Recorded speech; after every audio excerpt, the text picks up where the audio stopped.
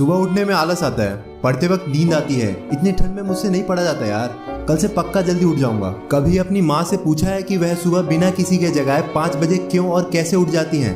कभी पूछा है अपने पापा से नाइट शिफ्ट के आने के बाद, पापा ठंड तो नहीं ना लगी आपको। कभी पूछा है अपनी माँ को कितनी बार रसोई की जल्दीबाजी में कितनी बार उनकी उंगलियां जली हैं, यह सोच कर कि कहीं खाना लेट हो गया तो बस स्टैंड पर अगली बस का वेट करना पड़ेगा।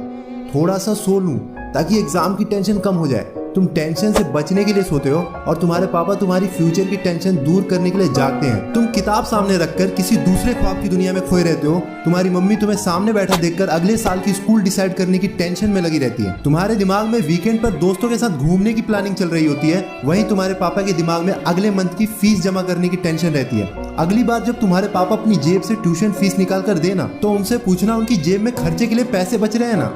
किताब तुम्हारे सामने रहती है और तुम फ्यूचर और पास्ट की दुनिया में खोए रहते हो, क्योंकि तुम सिर्फ इसलिए पढ़ रहे होते हो क्योंकि तुम्हें हर कोई पढ़ने के लिए बोल रहा होता है। और बार बार पढ़ने के लिए सुनकर तुम बस पढ़ते जाते हो बिना ये सोचे कि तुम्हें पढ़ना क्यों है। क्यों?